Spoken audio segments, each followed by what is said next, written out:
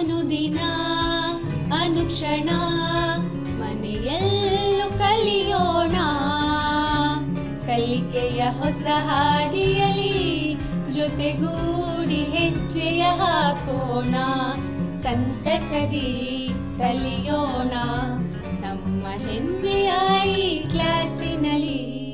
Yes, sir. Yes, teacher. Present, ma'am. बिस्मिल्लाहिर्रहमानिर्रहीम। अस्सलामु अलैकुम रहमतुल्लाहि वबरकातुहू।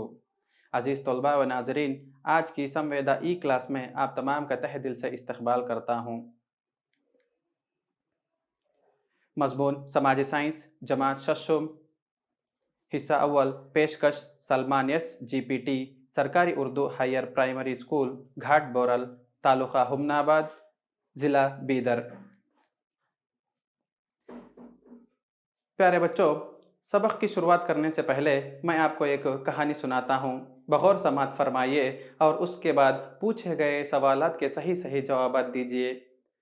बच्चों, एक छोटा सा गांव था। वहाँ पर हर मज़हब के, हर ज़ात के, हर पात के लोग क्या है ज़िंदगी बसर कर रहे थे। एक दिन दोपहर का वक्त था, बहुत ही गर्मी थी। एक बूढ़ी औरत भीख मांगते हुए गांव में आती है। भीख मांगते मांगते क्या है उसको प्यास लग जाती है और वो घर घर जाकर कहती है कि मुझे थोड़ा पानी पिला दो, मुझे थोड़ा पानी पिला दो। उस गांव के किसी भी एक इंसान ने भी उस बुढ़िया पर रहम नहीं खाया और एक बूंद पानी तक नहीं दिया। एक बूंद पानी तक नहीं दिया तो वो बुढ़िया अफसोस करते हुए वहाँ से चली जाती है। अपने गांव की तरफ रास्ता देखकर चली जाती है और रास्ते से गुजरते गुजरते वक्त एक आदमी दिखाई देता है। उस आदमी को देखने के बाद वो बुढ़िया उसके करीब जाती है और उस आदमी से कहती है कि बेटा थोड़ा मुझे पानी पिला दो, बहुत प्यास हो गई है, अल्लाह तुम्हारा रहम करे। इस तरह की कह दुआई देती है। तो वो आदमी उस बुढ़िया को इस तरह देखते हुए अपने हाथ में मौजूद जो लोटा है उस लोटे को क्या इस तरह से ऊपर उठाता है। ऊपर उठाने के बाद अब वो पानी को इस तरीके से डालता है जैसे ना के बराबर हो। कि आपको इस तस्वीर में दिखाई दे रहा होगा कि यहाँ किस तरीके से वो बूढ़ी औरत उसके हाथ से क्या है पानी अपने हाथों को फैलाते हुए पानी पी रही है। तो उतने में एक तरफ से पंडित जी आते हैं और कहते हैं, अरे भाई ये तुम क्या कर रहे हो कि किसी को पानी इस तरीके से दिया जाता है? क्या पानी देने का यही तरीका है? इस तरह कहने पर वो पंडित जी को देखता है, देखकर यूं कहता है, अरे पंडित जी आपको मालूम नहीं है क्या, ये निचली जात की औरत है तो इसीलिए मैं उसको पानी इस तरीके से दे रहा हूँ, आपको मालूम नहीं? इतना सुनकर पंडित जी बड़ा अफसोस करते हैं। अफसोस के साथ उसको कहते हैं कि भाई साहब ये कोई तरीक़ा नहीं, ये इंसानियत नहीं। एक इंसान के तय फ़र्ज़ बनता के प्यासे को पानी पिलाए, भूखे को खाना खिलाए, इस तरीक़े का हमारा फ़र्ज़ बनता है। आप क्या कर रहे हैं आपको खुद ही को मालूम है। ऐसा और बोलते हैं कि एक इंसान होने के नाते एक इंसान पर हम मदद करना चाहिए। वो बूढ़ी औरत आपको पानी पूछी तो आप पानी नहीं दिया, तो इस तरह से क्या है वो तरीक़ा आपका गलत है, तो आप उसको सुधारिए। यहाँ हर एक समाज में हर तबके के, हर ज़ात के लोग क्या हैं एक हैं, हर एक तबके के तमाम भी क्या है मसावी हैं। तो हम क्यों भेदभाव करना चाहिए? तो आपका भी फ़र्ज़ है कि भूखे को खाना खिलाओ और प्यासे को पानी पिलाओ। इस तरह का भेदभाव कभी भी नहीं करना चाहिए, याद रखिए ये बात, कहकर वहाँ से चले जाते हैं। तो वह आदमी अपने हाथ में मौजूद एक लोटे को बुढ़िया के पास देता है और बुढ़िया खुशी से क्या है लेकर उसे पानी पीती है। पीकर उसे दुहाई देकर वहाँ से चली जाती है अपने गाँव को। इस तरीके से वहाँ पर कहानी ख़त्म हो गई। तो बच्चों, आपने इस कहानी को बगौर समात फरमाया होगा। अब इस कहानी में आपको क्या है चंद सवालात करता हूँ, उसके सही सही जवाब आप दीजिए। तो यहाँ पर देखिए, पहला सवाल है, आदमी उस बुढ़िया के साथ जो सुलूक किया क्या वो सही था? बताइए, आप बताइए। हाँ, बिल्कुल सही कहा आपने बच्चों कि वो आदमी जिस तरीके से बूढ़ी औरत के साथ जो पेश आया वो तरीका उसका गलत था, ऐसा उसको नहीं करना चाहिए था। गुड, शाबाश, बैठो। उसके बाद दूसरा सवाल है, उस शख्स की इस्लाह किसने की और किस तरीके से की? हाँ बोलिए बेटा, आप बोलिए। हाँ, उसकी क्या है इस्लाह एक पंडित जी ने की, और पंडित जी ने उस आदमी को क्या है ये सलाह दी और उसको इस तरीके से क्या सुधारा कि समाज में हम तमाम इंसान हैं, हम तमाम इंसान क्या हैं, एक ही क्या है मसावी हैं, हम तमाम के दरमियान क्या है भेदभाव नहीं करना चाहिए कहकर इस तरह उनको समझाता और उनकी इस्लाह करते हैं। तो उसके बाद नेक्स्ट सवाल क्या है, देखिए बच्चों, क्या इसी तरह आप हिंदुस्तान के समाजी और मजहबी इस्लाहकार के मुतालिक क्या आप जानकारी रखते हैं? अगर मालूम हो तो आप एक एक करके नाम बताइए। नहीं पता आपको? तो चलिए कोई बात नहीं, मैं आपको उन तमाम के मुताल्लिक़ बताता हूं। तो अच्छा बच्चों, आज हम इस क्लास में समाजी और मजहबी इस्लाहकार के मुताल्लिक़ हम जानकारी हासिल करेंगे। तो हमारे हिंदुस्तान के वो कौन से समाजी और मजहबी इस्लाहकार हैं, उनके मुताल्लिक़ हम जानकारी हासिल करेंगे।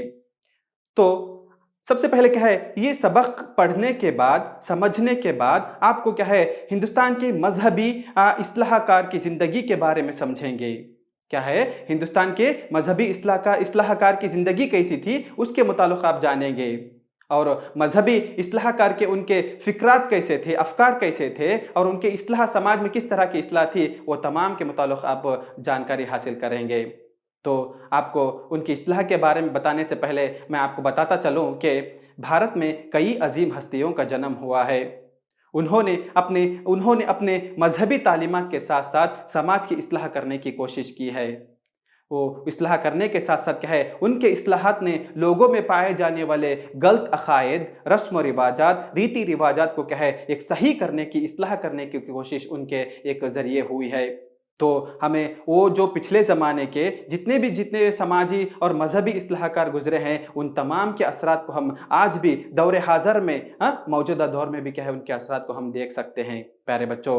तो यहाँ पर हमारे हिंदुस्तान के जो अजीम हस्तियाँ हैं, उन्होंने क्या है अपने मजहब के एतबार से एक मजहबी एक रीति रिवाज को क्या है एक मजहबी तालीमात को आगे रखते हुए क्या है लोगों को इस्लाह करने की कोशिश की है, एक समाजी एतबार से, और दूसरा क्या है एक मजहबी एतबार से क्या है हमें किस तरीके से करना चाहिए, क्या करना चाहिए, इन तमाम के मुताल्लिक़ क्या है लोगों को समझाने की कोशिश की है। तो इसी तरह बच्चों आपको इस सबक में ऐसे ही इस्लाहकार के बारे में पढ़ाया जाएगा, उनके बारे में बताया जाएगा कि किस तरीके से उन्होंने समाज और मजहब की इस्लाह की। तो सबसे पहले बच्चों, तो आपके सबक में आने वाले समाजी और इस्लाहकार तो दर्ज झैल हैं, तो इनके देखो एक एक नाम उनका देखते चलेंगे। तो सबसे पहले क्या है, पहले आते हैं श्री शंकराचार्य, दूसरे आते हैं श्री रामानुजाचार्य, तीसरे आते हैं बसवेश्वरा, चौथे में मध्वाचार्य। तो इन तमाम के मुतालिक यानी शंकराचार्य, रामानुजाचार्य, बसवेश्वरा और मध्वाचार्य, इन तमाम के मुताल्लिक़ हमें उनके समाजी और मजहबी इस्लाहकार और उसके अलावा उनके ज़िंदगी के मुताल्लिक़ हम जानकारी हासिल करेंगे कि उनकी ज़िंदगी किस तरीक़े की थी, और उन्होंने समाज में कौन कौन से इस्लाहात को किया और समाज को सुधारने की कोशिश करे हैं, उसके मुताल्लिक़ हम जानकारी हासिल करेंगे। हमें श्री शंकराचार्य के मुताल्लिक़ जानकारी हासिल करेंगे। ये देखो जो आपको जो तस्वीर दिखाई दे रही है, यही वो श्री शंकराचार्य हैं। उनकी तस्वीर को देखने पर हमें मालूम होता है कि कितनी उनके अंदर कितनी सादगी है। तो यहाँ पर एक इंसान तभी क्या है उन्हें समाज को सुधारने की कोशिश करता है। तो यहीं पर भी क्या है श्री शंकराचार्य भी क्या है एक सीधे साधे इंसान समाज में कई तरीके से क्या सुधार लाने की कोशिश किए हैं। तो सबसे पहले क्या है उनकी हम एक ज़िंदगी के मुताल्लिक़ जानकारी हासिल करेंगे कि बच्चों श्री शंकराचार्य की पैदाइश केरला के कलाडी गांव में पैदा हुए।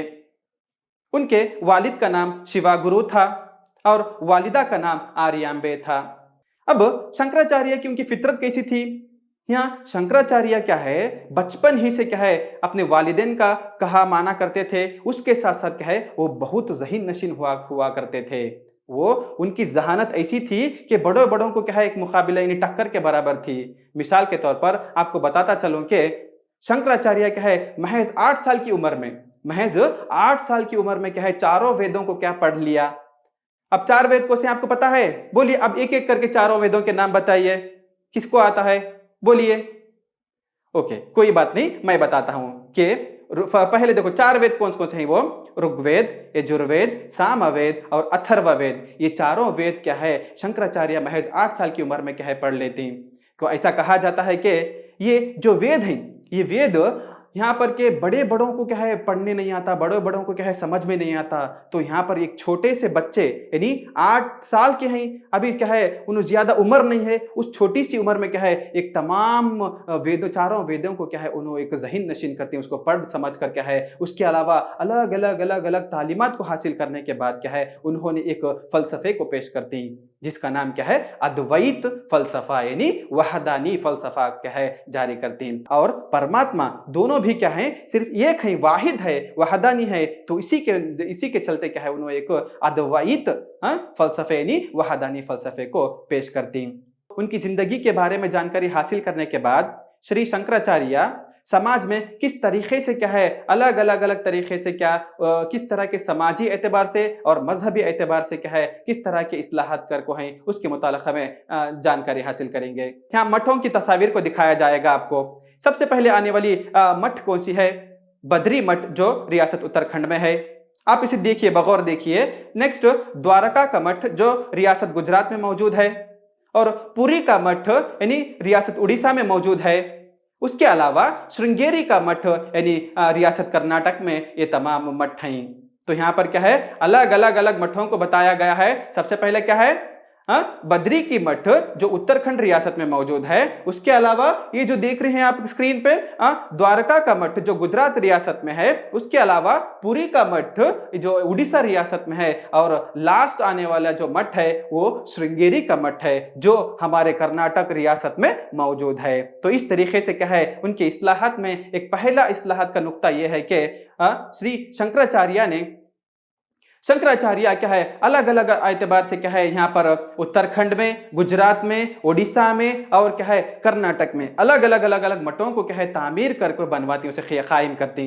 कायम करने का मकसद ये है कि हिंदुस्तानियों के जज्बाती और मजहबी इत्तेहाद का मरकज बन गए। देखो यहाँ उनका क्या मकसद था कि हमारे हिंदू मजहब के लोगों को हम क्या करना, एकजुट करना, यानी तमाम के दरमियान क्या है इत्तिहाद को क्या है कायम करना। अब ऊंचे दर्जे के लोगों को ऊंचा मुकाम और निचली जात वालों को क्या है निचला मुकाम था। तो इन दोनों के दरमियान का जो फर्क था, इस फर्क को क्या है दूर करने की क्या है कोशिश किया करते थे। तो उनके दरमियान इत्तिहाद लाने के वास्ते क्या करे शंकराचार्य इन तमाम की क्या है अलग अलग अलग कामों का अलग अलग क्या है जगहों में एक मठों की तामीर करती। ये मठों की तामीर करने की वजह से क्या है हिंदुस्तानी के लोगों के दरमियान क्या है एक जज्बाती तौर पर और एक मजहबी तौर पर क्या है इत्तिहाद लाने का क्या है उन्होंने एक मरकज यानी सेंटर बन जाते हैं वो मठा। उसके अलावा उनके दूसरे इस्लाहात में देखो कि किस तरीके से शंकराचार्य ने अलग अलग अलग किताबों की क्या है एक कलमबंद करती। सबसे पहले आनंद लहरी है, उसके बाद सौंदर्य लहरी है।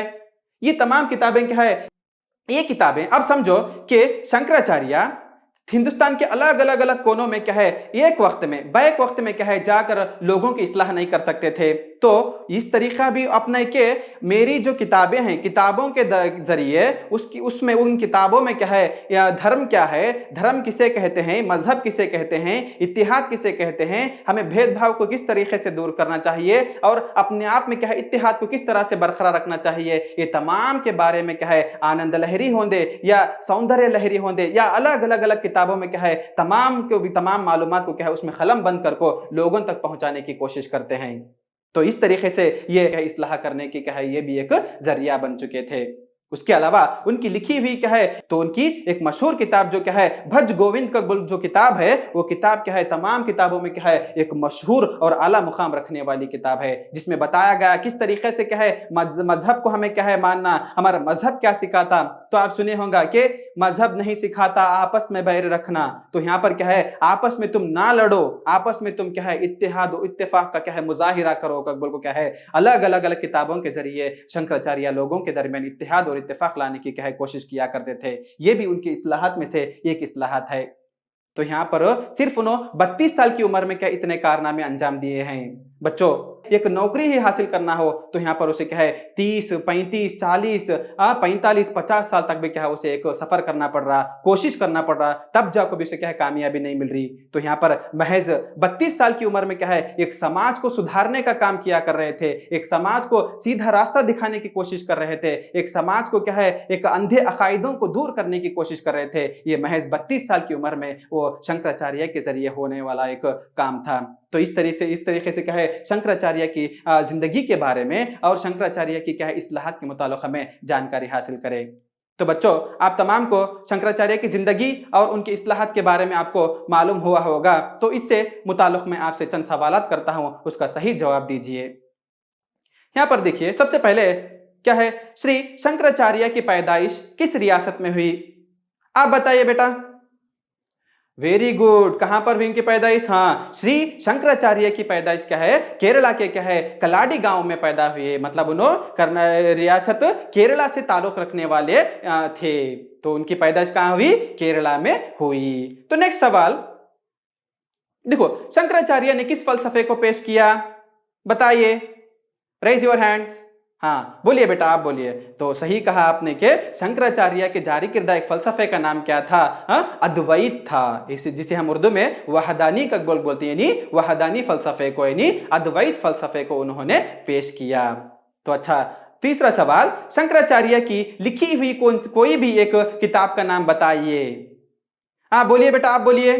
हाँ बिल्कुल सही, बिल्कुल सही। यहाँ पर देखिए, शंकराचार्य की लिखी हुई एक किताब का नाम क्या है? आनंद लहरी है। आनंद लहरी के साथ साथ क्या है, सौंदर्य लहरी भी क्या है, उन्हीं की एक लिखी हुई एक किताब है। तो बच्चों, तो यहाँ पर शंकराचार्य के होने के बाद, शंकराचार्य के उनकी जिंदगी के बारे में, उनके इस्लाहात के बारे में जानकारी हासिल करने के बाद नेक्स्ट आने वाले हैं रामानुजाचार्य।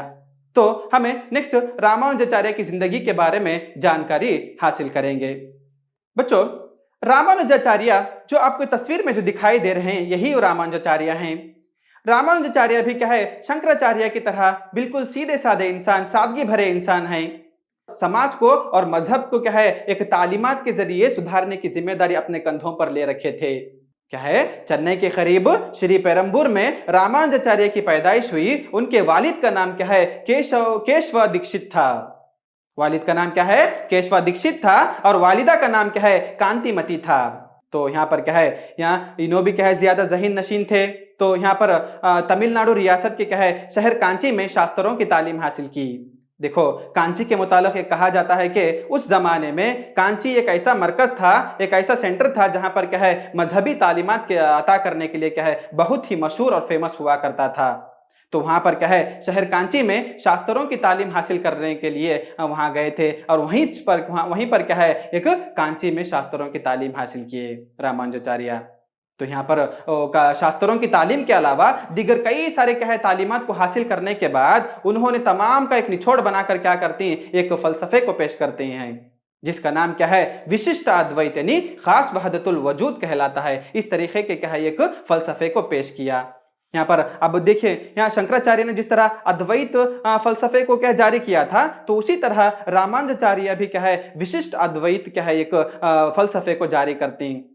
तो ऐसे जारी करने के साथ साथ क्या है ज्यादा तालीम हासिल करे। ज्यादा तालीम हासिल करने के अलावा क्या है रामानुजाचार्य ने क्या है ये एक मुल्क में नहीं, मुल्क के सारे क्या है सिमतों में, यानी मशरिक, मगरिब, शिमाल और जुनूब, चारों सिमतों में क्या है जाकर क्या है एक वैष्णव मजहब की क्या है तबलीग करने के लिए क्या है उसकी इशाअत करने के लिए कोशिश करे कि हमारे उसके अलावा रामानुजाचार्य का क्या है एक खौल था या करार था कि इंसान जब दुनिया में पैदा होता है तो उसको इन तीन बातों पर क्या है उसको भरोसा रखना चाहिए या उसे करार करना चाहिए कहकर कहे गए हैं। सबसे पहला क्या है वो मुक्ति, जिसे हम उर्दू में नजात कहती, भक्ति यानी बंदगी, और शरणागति जिसे हम उर्दू में पनाह लेना। मुक्ति जिसे हम निजात का बोलती, भक्ति बंदगी है और शरणागति पनाह लेना।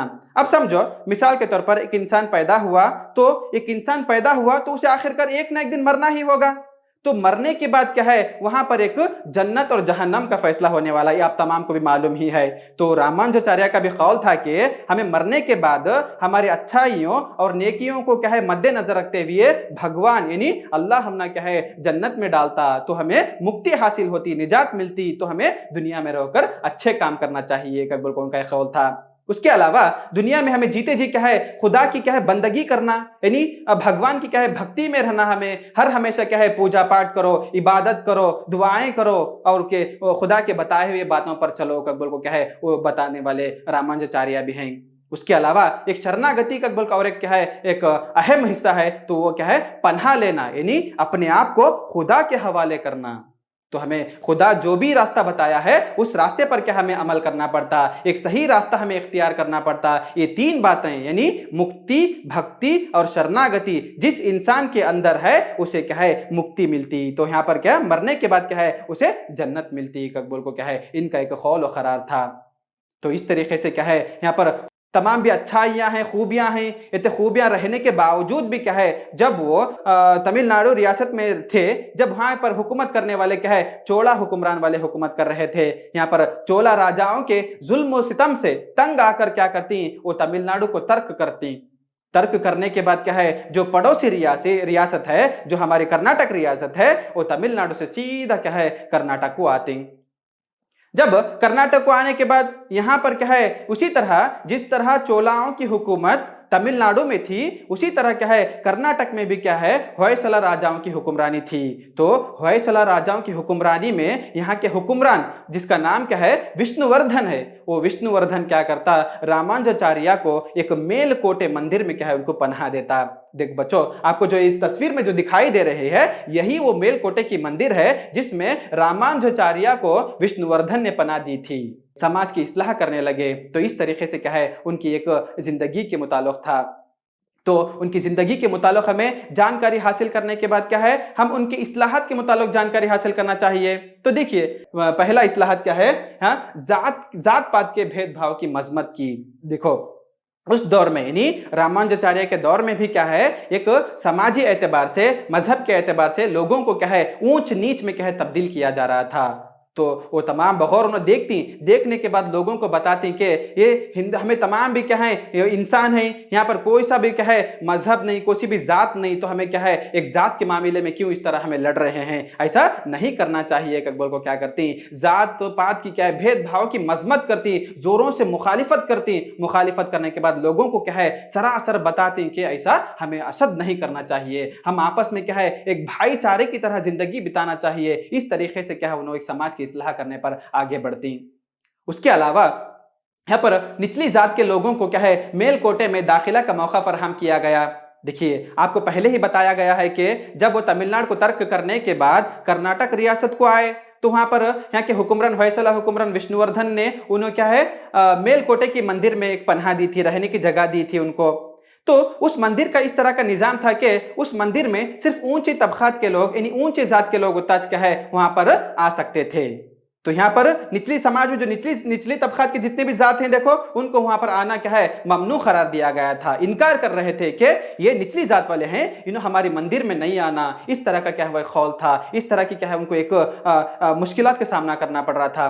तब वो देख कर क्या करते हैं रामानुजाचार्य के हमें जितने भी हमें जो मनादिर हैं वो मनादिर में क्या जिस हमें भगवान की पूजा करती, भगवान किसी को खतई नहीं सिखाता कि तुम ये जात वाले आओ वो जात वाले नको आओ। इस तरह के कोई भी क्या हमें एक भगवान हमसे नहीं बोलता कि ये जात वाले आ सकती और ये जात वाले नहीं आ सकते। इस तरह का कोई क्या है खुदा की तरफ से भगवान की तरफ से हमें क्या भी एक ऑर्डर नहीं है, परमिशन नहीं है अकबर को बोलती। तो बोलने के बाद क्या है जब समाज में इस तरह से दिन गुजरते गए गुजर जाने के बाद क्या है वहाँ ऊंची जात वालों के साथ साथ भी क्या है निचली जात वालों को भी क्या है वो मेलकोटे की मंदिर में आने का मौका मिलता। वो मंदिर में आको क्या है उन्होंने भी क्या है पूजा कर सकती, पुरस्कार कर सकती, हाँ अभिषेक कर सकती, अलग अलग जितने भी उनके रस्म रिवाजात हैं, जितने भी उनके प्रेयर सिस्टम्स है यानी जो दुआ मांगने के जितने भी तौर तरीके हैं उन तमाम को भी करने के मौके भी क्या है निचली सतर के लोगों को भी क्या है अता करती।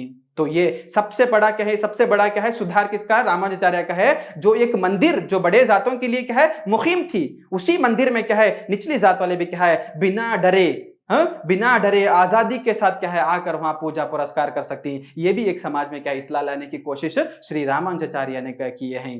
तो यहाँ पर इस तरीके से आचार्य 120 साल तक की उनकी जिंदगी थी। उस 120 साल की जिंदगी में सिर्फ समाज और मजहबी एतबार से उन्होंने इस्लाह करने की कोशिश की।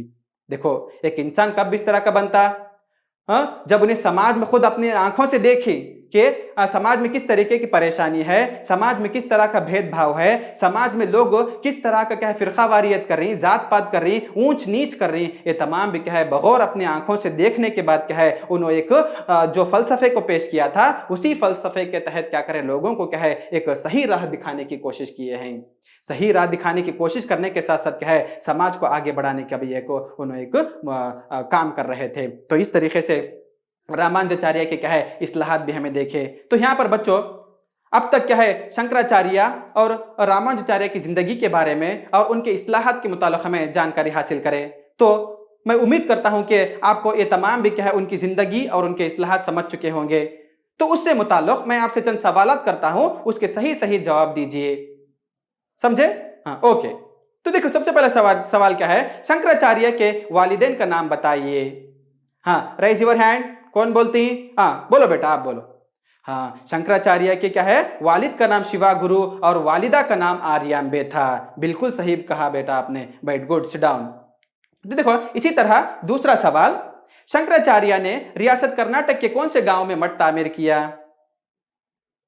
बोलिए, आप बोलिए। हाँ, शंकराचार्य ने क्या है रियासत कर्नाटक के श्रृंगेरी नाम के एक गांव में क्या है मठ को क्या है तामीर करते हैं। वेरी गुड, सही कहा बेटा आपने। बैठो, सिट डाउन।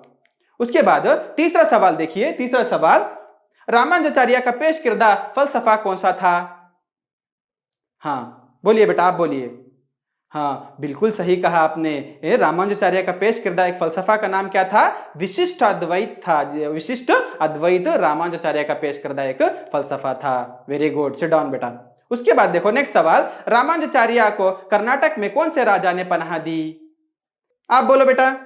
हाँ गुड, वेरी वेरी गुड। यहाँ पर क्या है होयसला हुक्मरान विष्णुवर्धन ने क्या करते उनको एक मंदिर में रहने की पनाह, कर्नाटक में रहने की क्या है उनको एक पनाह देती, यानी उनको इज्जत के साथ तुम इस मंदिर में रहो अकबर को क्या है उनको बतलाती। तो बच्चों आपने जितने भी सवाल मैंने पूछे उसका सही सही जवाब दिया, तो आपको इस सबक के बारे में क्या है मालूमात हासिल हो चुके हैं और आपको फहम हो चुका है, तो आपको मालूमात में इजाफा भी हो चुका है। तो इसे मद्देनजर रखते हुए क्या है मैं आपको एक होमवर्क देता हूं। उस होमवर्क को क्या है जब कल की क्लास में जब मैं आऊंगा तो उससे पहली फुर्सत में क्या है उसको दिखाना चाहिए। समझे आप बच्चों? ओके। तो आप ये जितने भी जो सवाल दर्ज किए गए हैं उन तमाम को आप कलम बंद कर लीजिए। तो सबसे पहला सवाल क्या है, यहाँ पर पहला सवाल देखिए, शंकराचार्य के बनाए गए मठों के नाम लिखिए। देखो फर्स्ट पहला सवाल क्या है, शंकराचार्य के बनाए गए मठों के नाम लिखिए। दूसरा सवाल क्या है, रामानुजाचार्य के वालिदैन के नाम लिखिए। देखिए रामानुजाचार्य के क्या है वालिदैन के नाम लिखिए, दूसरा सवाल है। तीसरा सवाल, शंकराचार्य और रामानुजाचार्य के इस्लाहात को बयान कीजिए। देखो बच्चों यहाँ पर तीसरे सवाल में शंकराचार्य और रामानुजाचार्य के दोनों के इस्लाहात को मिलाकर पूछा है, तो आप क्या करना शंकराचार्य के अलग इस्लाहात को लिखना चाहिए और क्या है इसके बाद रामानुजाचार्य के इस्लाहात को अलग बयान करना चाहिए। इस तरीके से क्या आपको एक होमवर्क है, कल आप इसके बारे में आप मुझे पहली फुर्सत में कल दिखाना जरूरी है। तो इसके अलावा बच्चों आज हम इस क्लास में यानी समाजी और मजहबी इस्लाहकार जो सबक है आपका शशम जमात का, उसमें क्या है शंकराचार्य और रामानुजाचार्य के मुतालिक उनकी ज़िंदगी के मुतालिक उनके इस्लाहात के मुतालिक हम जानकारी हासिल कर चुके हैं। जब अगली क्लास में जब मैं आऊँगा तो इसी सबक से ताल्लुक़ रखते हुए बसवेश्वरा और मध्वाचार्य के उनकी ज़िंदगी के बारे में और उनके इस्लाहात के मुतालिक मैं आप तमाम के सामने बयान करूंगा। तो हमें नेक्स्ट आने के बाद क्या है बसवेश्वरा और मध्वाचार्य के मुतालिक उनकी ज़िंदगी के मुतालिक और उनके एक इस्लाहात के मुतालिक हमें जानकारी हासिल करेंगे। तब तक के लिए अगली क्लास में आपको दूसरा सबक पढ़ाया जाएगा। अल्लाह हाफिज़। अस्सलाम वालेकुम।